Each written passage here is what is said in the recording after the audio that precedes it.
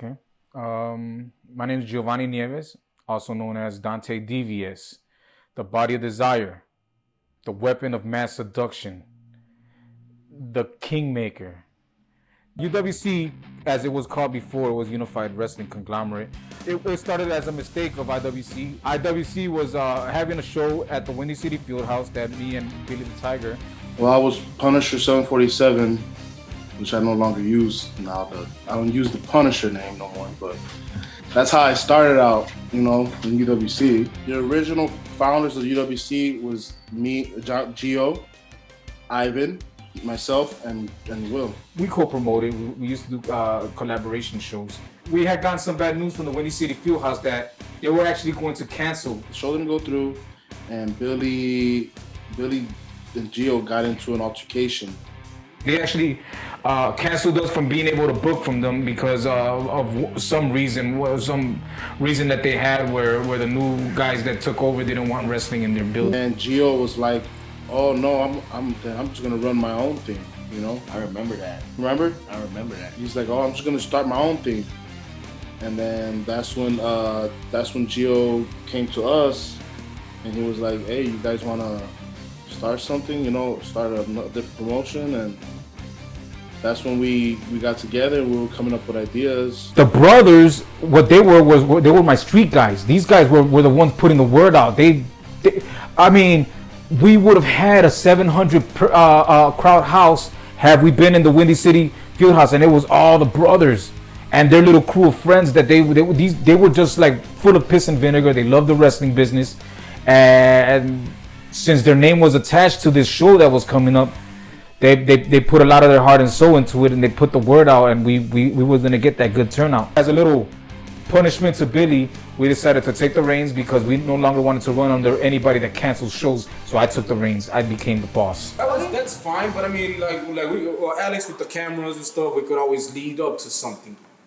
However, Actually, we I'm were talking talking about venues. The venue. I'm talking about the one venue. I'm talking about the Irish. On the night of the very first UWC Nation 0 hour, we have over 350 people in that building, packed house, standing room only. And you can imagine, I felt like I had the world in the palm of my hand for the first time ever in the wrestling business, because before UWC Nation, I was nothing but a job guy in everybody else's company. UWC Nation, me and Van were the ones putting the matches together. I think I'll pass on Even that. Chris is saying no. Imagine he don't even speak. So imagine, how bad that idea is. No, that's not gonna be a good match. Fans are gonna. Why are we talking about more matches? No, we're not. Wait, let's not talk about any more matches. We already got the matches set for the next event. You saw what happened when we started ad-libbing, man. We had a 3-hour show. We gotta cut that down to 2 and keep it there. Yeah. Who are you? I'm Alex Thorn. I'm the last New Focus champion, and I'm the only reason you remember UWC. The first time I ever met Dante DVS was through my then girlfriend, who worked with him in their shoot job. And she introduced me to him and said, "I work with a wrestler." And I said, "Oh, cool, I'll meet him." And we started talking, and I told him I had a band, and I also had a production company. And so we worked out a deal where I would not only just film his first show, but also have my band Dangerous Hope perform during the middle of the show, the break. Alex Thorn, he was very creative. He was very instrumental in a lot of the stuff that we created, a lot of the themes. I'm used to running things because I used to run Blackout, so it was okay. But a lot of the boys, as typical in wrestling, like to play politics. They don't like when they don't get matches. They don't like when certain things happen. But it's tough. This business is tough. So you get what you put in, what you put in, you get back. So that's kind of what happened and what's going to go down at Pandemonium. I love pro wrestling, but I never saw myself as a pro wrestler. I never thought I would be a pro wrestler. It was something that I wanted to do, but it just seemed like something that was so far away.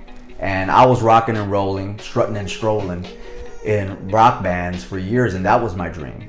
It still is to this day to be a successful rock musician. But the opportunity arose, and I was 20 feet away from a wrestling ring. And I asked Dante DVS, can I get in there? And he loved the way I sold. He thought I had this instant presence in the ring, and he offered me a spot in the Battle Royal that night. The drive was phenomenal. The hunger was phenomenal. These guys, they really wanted it.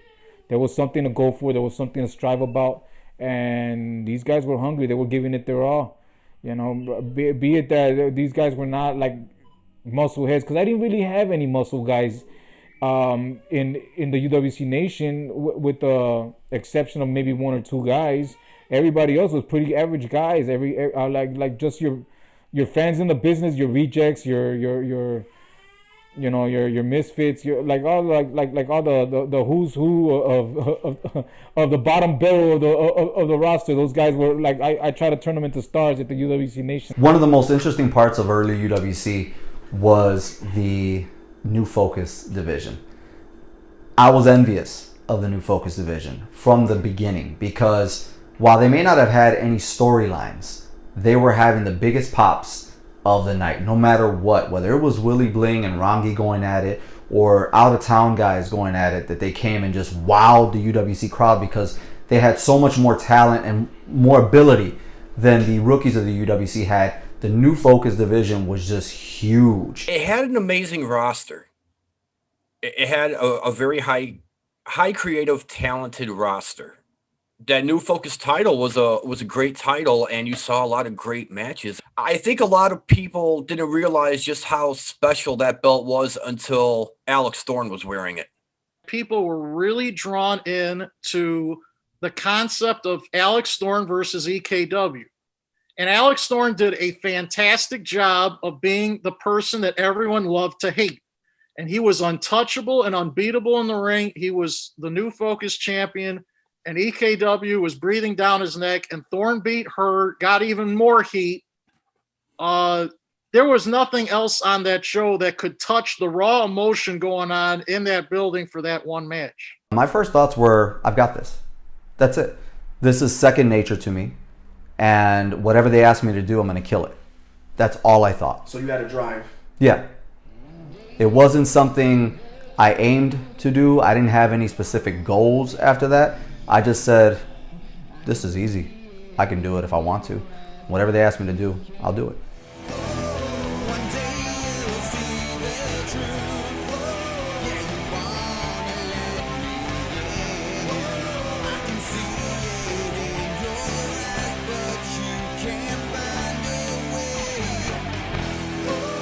From being a shock rocker to manager to the main event within 3 months. If it wasn't for them, and if it wasn't for pro wrestling, there would be no Steve Kenton today. There would be no YouTube channel with a variety of stuff that I got. I mean, I wouldn't be a part of any promotions. I'd probably be just stuck doing my shoot job. Let's go! Let's go! Yeah, you are a bum! I am your bum! Yeah! 16 times before the show starts. You know what I'm saying? Yeah, we We don't do already that got no our more. plan down. They don't. I stopped asking them what their suggestions are, because their suggestions mean jack shit to me. No, they usually Well, then jack up. we gotta stick with what we just made. Yeah, we're not changing it. And then Warbear Open Challenge. There's only one How match. does that sound? Warbear Open Challenge. Yeah, that sounded good. Even if Buddha doesn't want to take it, we can stick. I think the breakout moment for me was when I finally found my niche, and I finally found something that I could give back and be a part of the company, because I was not a wrestler and I didn't come in with the intentions of doing so.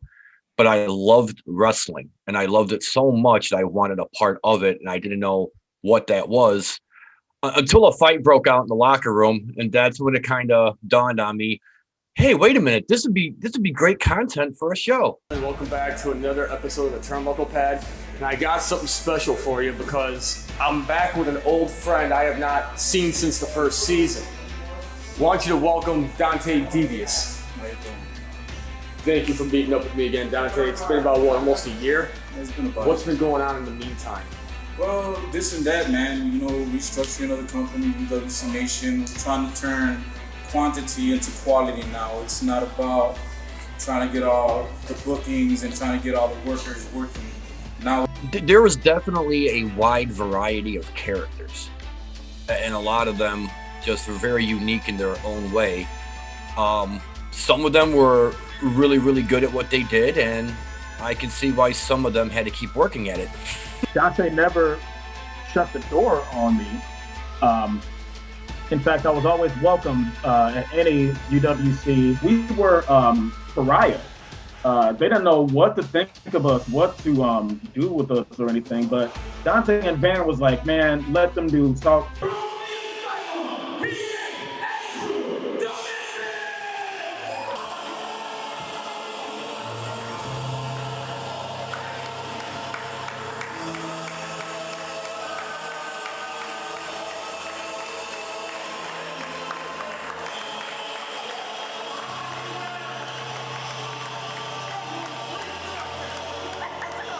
Yeah, man, Andrew was a hard worker for the UWC Nation. He's pretty much one of the pillars of that company. You know, the UWC Nation wouldn't have had half of its success if Andrew wasn't a part of it. And dude, when I talk about those cold winters that we was busting our hump to try to do that UPW IWC show, Andrew was one of those guys. He did much more than a lot of other people did. There was people that would just come, clock in, fucking clock out, and that was it. But Andrew was he's the first to come in and the last to leave. Come on. Break it. Break it.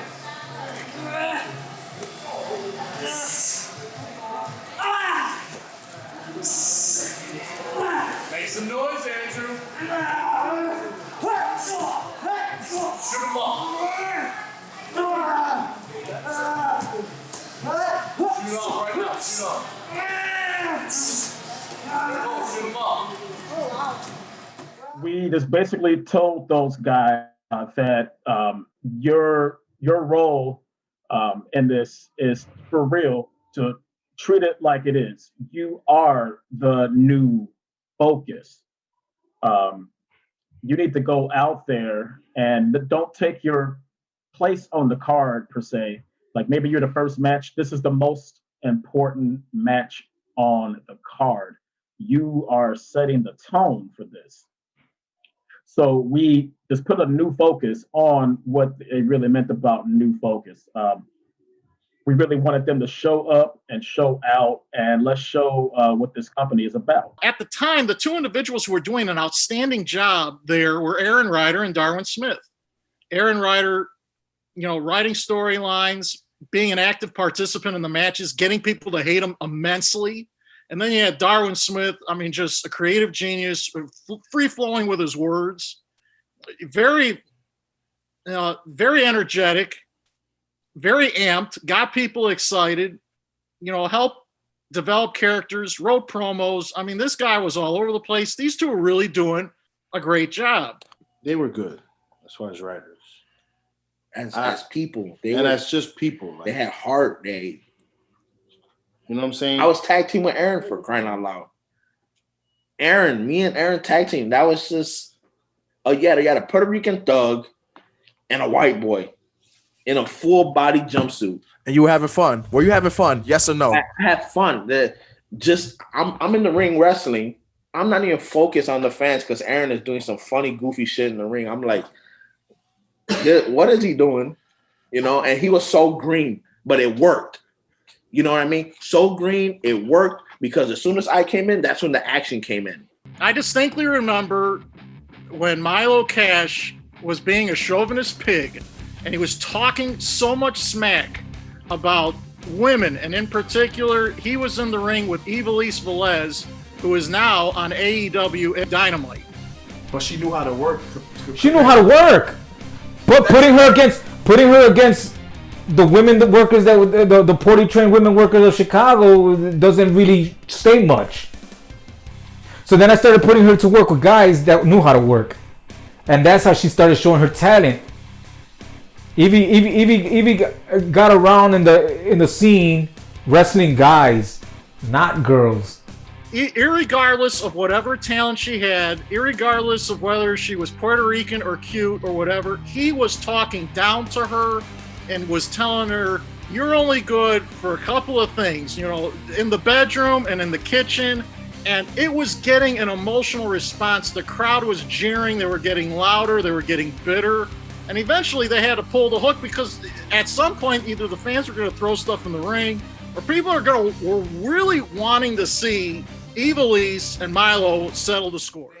I tell you right here, right now, coming and unchained, you're going to be a special guest referee against me and Alex Thorn. That's okay. That's fine and dandy with me. I really don't care because you can stack the cards against me, put it all against, stack the whole deck against the Iceman, but the Iceman doesn't care because what he's going to do is to come on top once again, Van, and you're going to remember that because I'm the solidified enhanced mechanism of destruction, and you don't want to forget that, brother. Iceman Tim Norton was a really popular guy. Anywhere where Iceman went outside of the wrestling world, he was popular. He was going to be the guy that everybody talked to. He was going to be the guy that went around the whole room and everybody knew about him. And so, besides production and video, Iceman was probably our biggest marketing tool that we had. And being in a spotlight with him meant that I was not only going to become bigger in one way or another, he was going to become bigger because I was doing my job of putting him over. The UWC was going to become bigger because that's where the battleground was happening. My family, I don't know why, they were in love with Iceman. My cousins, like Iceman was they're Stone Cold. You know what I mean? Like they're Stone Cold. For some reason, everybody's like, man, I can't wait to go back to see Iceman. They all erupted. They've run into the ring. Like I had the ring full of fans, and they were all picking up Iceman as the new champion in the year-end show. We finished that one beautifully. That was a story to be told the whole year through. Iceman was chasing that belt from the beginning of the year. Once the belt, and he was my greatest rival. Once the belt hit my waist and he became the chaser, the storyline lit up and everybody had to be there. And that was a packed house. That was a packed house. And you know what? The magic is even on YouTube. You could run it on YouTube. Look at Iceman Tim Norton, Dante DVS, UWC Nation Cold War 2009, and you see the end of that match. And there's like, I don't think anybody in the Indies has ever had a match that powerful.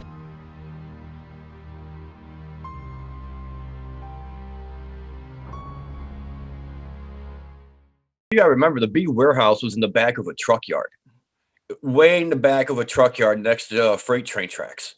You know, this was the perfect location for an independent company because you walk into the B warehouse and it had the underground feeling. You know, this wasn't mainstream. This wasn't like you were booking out high schools and places like that. This was literally just that, a warehouse in the back of a truck yard. You know, so you were able to do almost anything back there and get away with it. And that's what made it so special, being at the B warehouse.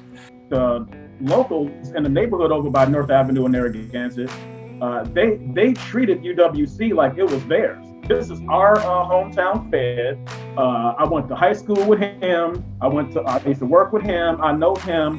I see him at the buffet all the time. I'm going to go support these guys because it just felt like the local wrestling fed. They would bring their kids. So it became kind of like must-see TV when you had the audience that was coming in. Like, man, they got the best of Iceman last week. I just seen Iceman at Jiffy Lube getting his oil changed, and I talked to him, and he told me he got something for Dante ass on Saturday. I'm bringing my kids. We want to go see it. A lot of the fans came because, one, we bust our ass flying. We were out there in snow, rain, sleet. We were out there passing flyers. At that time, it was so hot. Who didn't know about it? Even our competitors knew we were running there, and they wanted to shut us out. UWC's plan was still to only have one event per month. And I thought that was ridiculous. If we're going to build real storylines, then we need a show every week. And on the other side of that, Dante thought that was ridiculous. He's like, how are we going to draw people every single week? That's insane, asking for money every week. I said, charge them $5. Let's call it Saturday Night Fever. And let's get the boys time in the ring. We would come up with all kinds of concepts and stuff, but like Fever was the one that stuck for the regular, like the smaller shows, the ones that would be more continuous, the ones that were happening in between the big shows. Those were the Fever shows. Those were the build-up shows. Yep. And since I was running consistently, I was running frequently every weekend. We had build-ups. The storylines would actually be told. There was no payoffs. These were free shows to the public. Only thing I was charging was concession. I would make a couple $100 out of concession, but I always had the guys I was sub renting from with their handout, so I was never making no cash. All that money, but I was raising money to put it right in their pockets. Little bonus for the boys, you know. Everybody's always complaining that UWC doesn't pay them. Well, you know what? I'm gonna give you an opportunity to earn. You know, you sell 10 tickets. Well, you sell $10 tickets. I'll give you $5 back. So that's a way to earn some money in UWC. The more asses you put in my seats, the more money you're gonna put in your pocket. It's easy money, and everybody's happy. What about as far as workers go in matches? Workers in matches? Well, we got a couple of matches going. Everybody wants to work the show, but guess what? Not everybody's going to work. You know why? Because not everybody's worthy. Not everybody's training. Matches we got coming in is, of course... One of the ones that stood out to me the most was when I first brought in Mr. 450 Hammett and Noriega. That, to me, was one of the epic moments in Chicago indie wrestling, period. Mr. 450, now known as Mecha Wolf, you know, Noriega, El Rebelde Noriega, both former World Wrestling Console Universal Champions. So these guys are the who's of Puerto Rico, and I got them in UWC Nation. Nobody knew who these guys were when they first came to Chicago. Nobody, but I did. I'm finding out that these guys are moving to Chicago on separate occasions, mind you. I just had to have them because since they were professional wrestlers of the Puerto Rico caliber, which is like 100 calibers over us, I had to have these guys in my promotion, and I knew that they would take my promotion and take it to another level, and they did. Because that very first Hammett Noriega match was one of the most epic moments in Chicago indie wrestling history. It was beautiful, and they even admitted it to me that before UWC Nation, they've never encountered each other in the ring at all, ever. Were they getting paid? Well, of course, they were getting paid. Yeah. I was paying them guys, but I had to, you know, like they don't know what Why this would free you feel shit. bad that you say you have to pay top guys? Because I didn't pay everybody else. We're scraping by like hey, when is our big break gonna come? When are we gonna make at least $30? You know what I'm saying? When are we gonna? And when you find that somewhere else, I'm gonna be honest, it's like a job. Another job's gonna give you more money. You're gonna go to the other job. You know what I mean? Not saying that I didn't have fun, but money trumps fun anywhere you go. You know what I mean? I was more for the wrestling. Yeah. I didn't care if I got paid or not. I didn't care. And my mom used to fight with me. She used to be like, why the fuck are you wrestling if you're not getting paid? What the fuck are you doing? You get hurt, and then what? You know? But she realized that this is what I want to do, and I enjoy doing it, and it's my outing. And, you know, she supported it. But in February of 2009, my one-year contract with UWC came up. And the contract that was presented to me was the exact same contract from my rookie year. This wasn't something I was going to accept. Gio did not want to pay any funds for my services, whether they be in the ring or for production. The money wasn't there, but Dante gave me an opportunity to have so many different experiences that the experience alone was worth more than money could provide. So whether that was being in the UWC Nation TV studios and learning about cameras and different angles and cutting scenes and cutting promos, or writing up storylines, long or short term. You had all the women, you had all the money, you had the fame, the fortune, the gold, and I'm telling you, you know, you had everything that you could ever want and more, and maybe you can shed some light on your previous experience here in the UWC. Well, when you have talent like me, Willie Bling, you know where to get and find anything in the world. Like I have found a wonderful new partner, 747. This is very strange how the two of you came to be a force here in the UWC. Punisher 747, you might remember at 0 Hour 3, you had a chance to regain your championship, but who costed you that opportunity? It was the Players Club. So I'm surprised that the two of you are sitting beside each other. It was you, Punisher, that wiped out the entire Players Club yourself. And then there was one last remaining man to take care of, and you two have had matches in the past. Maybe you two can tell all the UWC fans out there what happened at Hard Knocks and on Unchanneled. The success, I would have considered it more successful if I was actually making money out of this. But mind you, this is every week, day in, day out, rain, shine, snow, freezing cold weathers, swarming hot weathers, free. Volunteer every weekend. We got these shows, these fever shows and these big shows happening on a constant. So there was like, I was working so much in and out, day and night, week on and week out, months in and months out through the years, that after a while I just stopped appreciate, there was no time to appreciate because I was always busy. So it was like a non-stop show. It was like, it was never like, there was no time to sit down and actually appreciate what we were doing because it was non-stop work. I'm talking about waiting until the last minute. I'm talking about pay me now. The show's bought. Buy me the fucking show so we can do our business. That's what we're doing. 25. It's $2,500 left. Less than a week, less than 2 weeks. See, that's what I'm saying. We only gave down $500. So he's gotta come up with the rest of the money. We gotta play. There's been 3 weeks since we talked to him, 3 weeks to a month. There's only been $500. How do you think that 2,000 is going to come up with this? When 500 only came up with 4. It doesn't sound good. Well, he gotta come out and pay the money. I think this is all different ways. Legally, we're not legally. It's not legal way. And talking about state tax. Well, legally, I'll tell you what. Legally, those $500 are not refundable. Well, they're not refundable. They're not refundable. So you'll lose out $500. I'll just cancel the fucking show, and then we'll go. I know they got a lot of people over there.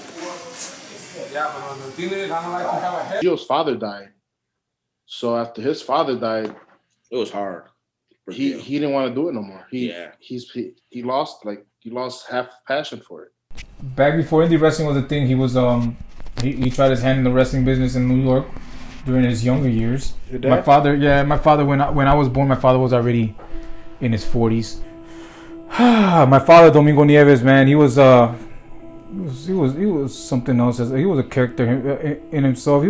My father was a mystery. My father lived as a mystery. He died as a mystery. His condition is not getting way better. It's slowly but surely progressing. Doctors say he's gonna regress.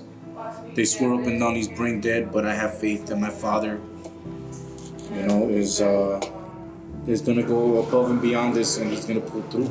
It's gonna be with us. Doctors say otherwise, but then again, doctors are not God.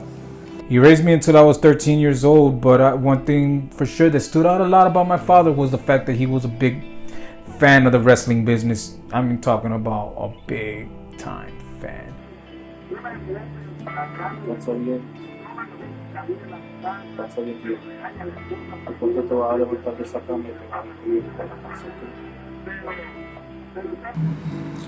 I have faith that my father's gonna get up from that bed, brother.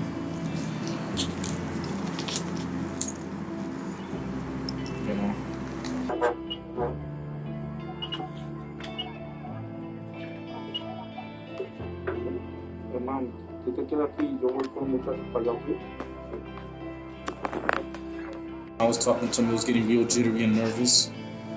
I told him to calm down, and slowly but surely he started calming down, so I guess that he actually understands what I'm saying. If he understands what I'm saying, then he's not brain dead like these doctors say that he is. And I'm gonna hang on that much longer just to make sure that everything's on the up and up. The last thing you want to do is get the plug pulled on your father, and it's all your fault. Because you didn't have the patience enough to want to be there for them when they needed you. A lot of people give up on their family members. I'm not gonna give up on mine. Just a lot of things happening all at the same time. And after that last show in June, and the fact that Dante was still dealing with his dad passing away, I hadn't heard from Dante for 3 months after that. My goal when we came to the Irish American Heritage Center and we were setting up for Rebirth, which was the title for 0 Hour 4, was to get rid of the dead weight. If you couldn't pull your weight, if you couldn't bring people to the shows, especially now we needed them. We couldn't just depend on family and friends and girlfriends. We needed real people. We needed you to do footwork one way or another. And the best way you could have done that was take advantage of our TV time that we had. We had an actual live show. Check this out. February 19th at 0 Hour 4 is the rebirth of the entire company. And it's going to start with Alex Thorn. EKW, ECW, UWC, WWF. NF title is coming home to me. Ow! Overdose on Thorn. Strong word from Alex Thorn. Kelly, aren't you? Yeah.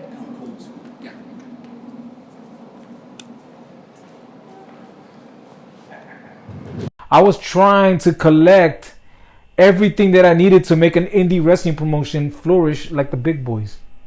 That was my motivation. You know, I was trying to be a producer, a real producer, produce real product. Alianza Soccer Field, south side of Chicago. We rock. Momentum. Oh, fuck me. And you actually had it. That was it. You actually had it, you freaking moron. You had the right dates and the right names. No, I mean, I got everything said, but I just didn't say it the way I wanted to. Oh, okay. No, you look like halfway through, you just kind of like think You froze. Yeah. Okay. What's up? We lost it. Welcome, ladies and gentlemen of the UWC Nation. But the thing is, sometimes in business you have to spend money to make money. UWC money wasn't going anywhere because nobody got paid. Guys from Puerto Rico got paid. I got paid occasionally, but believe me, when I got paid, I had to fight tooth and nail to get paid. But you know how you expect people to spend hours on end every week on your business and never get paid, even when you're in year 3 or 4? That just doesn't work. On the 25th, we got a lot of promoting to do. We got to make sure that we promote it so that we can get 500-600 asses in those seats. We gotta promote this aggressively. We can't waste no time. We gotta get some interesting videos. We gotta contact the right people, and we cannot book. We cannot overbook the show. We have to make sure that we stick to whatever matches we got set for this show. You can't book everybody, but then again, I don't care. Well, then you can't pull any strings either and say, you can show up just to see. No. There's not going to be none of that. We're not doing that this time.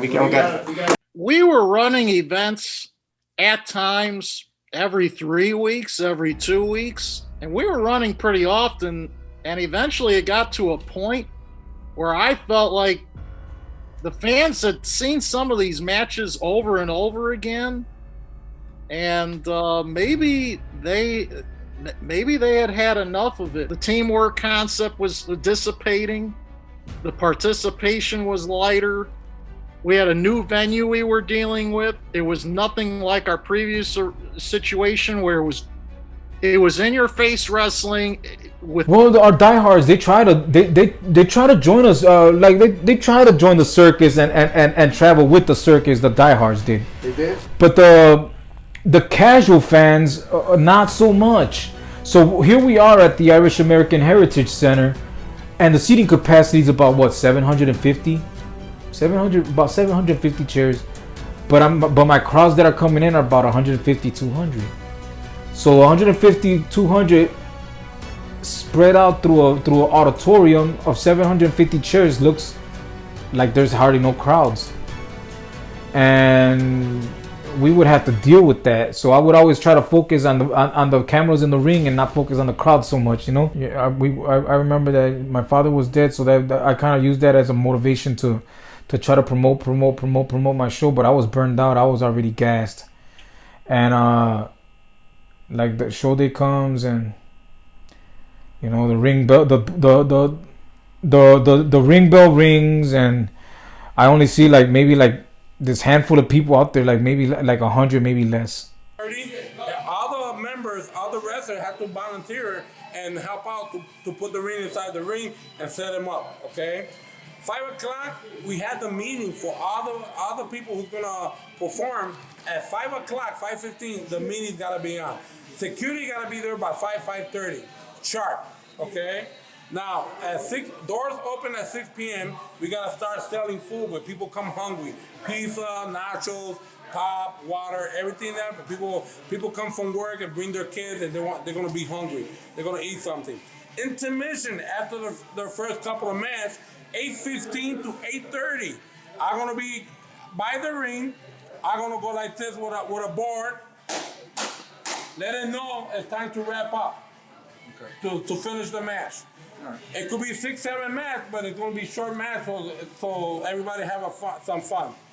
After 8:30, we go back in the ring. We finish the show. When the show finished, the ring takedown, everybody got a volunteer to take down the ring, and myself and Dante and Alan, we're gonna clean up the area, make sure that all the paper, the garbage is out of there, so we could have a home again when we come back. And these are the rules, our UWC Bible for now. Who's gonna be security? Security, we got the regular police officer, and 2 volunteers I'm gonna bring. There's a police officer? Yeah, the guy that Don, the guy that does the door, he's a cop. Okay. He's a police officer. All right. He's been working for the company for a long time. And then I bring 2 volunteers. Okay. All right, great. Okay, and yeah, and that's how we're gonna work this out, because if I don't keep on track on this. The Irish American Heritage Center was an actual venue, and they were on a stage. So yeah, a crowd in the B warehouse would look small in the Irish American Heritage Center. UWC was actually coming down. And that led the way when Gio said, oh, we're going to take a break. Mind you, when UWC closed, he didn't tell people it closed. He told people we were taking a break. So I figured this would be a great time for me to get in the best shape of my life so that when we came back, I'd be looking bigger and better than ever before. Well, UWC never came back. It has to go on. It has to. If it doesn't, then he's going to leave a lot of his boys in peril. They won't know what to do. The thing about probably UWC is that a lot of the guys in UWC, if there was no UWC, they wouldn't be booked. Yeah. So it's hard. He's got a lot of people depending on him. So let's see what happens. For real, the reason I left, well, number one, I wasn't getting paid. And 2, well, I had a better chance of getting the exposure that I needed by performing at these other theaters. And I also had a responsibility to my improv team, who were like brothers to me. I know that around that time was where we was having friction with some of the boys. They were starting to want to start doing things on their own, because I guess I made promoting sound that looked so easy. Everybody wanted to be a promoter. Alex went away and tried to do Blackout Wrestling.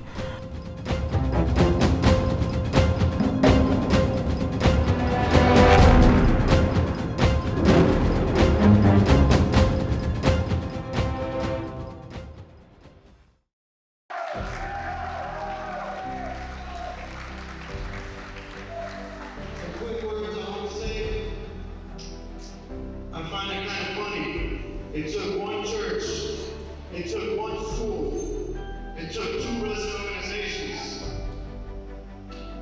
to put this show together. To me, in my personal opinion, I feel that this is God ordained. Thank you.